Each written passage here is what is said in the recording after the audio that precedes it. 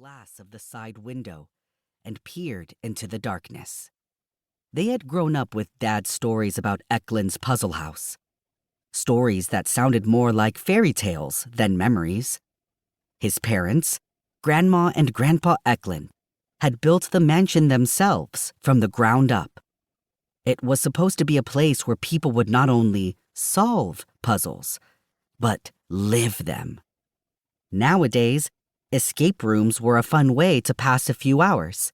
But a million years ago, when Grandma and Grandpa were young, Eklunds Puzzle House would have been one of a kind, if it had ever opened to the public.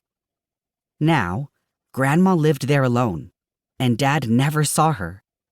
Perigee had only met her once, when they were a baby, and they remembered nothing. Dad had framed a picture of Grandma holding them in their little green onesie and hung it in Perigee's room.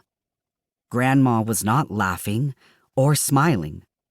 In fact, she looked as if she were holding a sack of dirty diapers instead of a baby. But it was the expression in her eyes that gave Perigee chills. Grandma was glaring at the camera, as if she could explode it with her thoughts. No wonder Dad and Grandma hadn't met up since then. But all of that was about to change, because Perigee had enacted the plan. And not even the surprise blizzard could stop it. A hulking shape emerged in the distance. "I can see it," Perigee said. "Eklunds Puzzle House." "Good thing," Dad said. "I'm not sure we could have driven much farther in this weather." "T-minus 10 minutes until we're sitting by a fire drinking hot chocolate out of ridiculously large mugs," they said. The snow continued to fall, blurring the landscape and then erasing it altogether.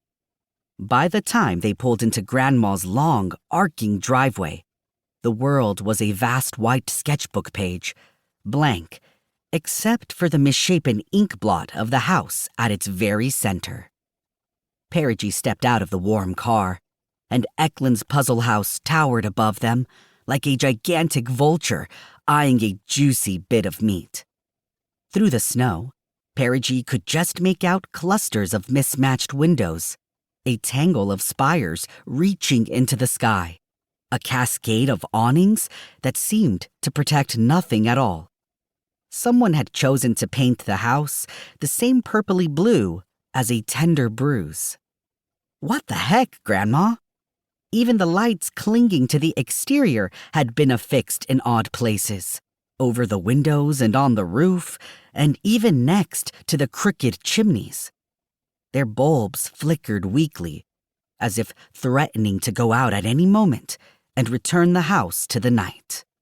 "Uh-oh," Perigee said, but not loud enough for Dad to hear. The house. The house felt the rumble of the car up the driveway, the clunk of car doors opening and closing, the crunch, crunch, crunch of boots on its porch. One person tromped with the energy of youth, the other with apprehension. What did it mean? Over the long decades, the house had stopped taking care of itself. Its sconces had rusted.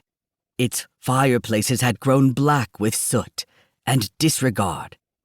Even the house's once mighty foundation now sagged and sighed with the seasons. Perhaps the house should continue to slumber. The visitors would be gone soon enough. And yet, shadows hung from the older visitors' shoulders like heavy blankets. They were not unlike the shadows that Savannah Eklund wore. Both walked with the same heavy steps. Walls shuddered and wood moaned as the house peered closer. Could it be? Yes. Oh, yes. The man was none other than Grayson, son of Savannah and Herbert Eklund, who had been but a child when he was last here. The house remembered that child, always grinning and dirty, following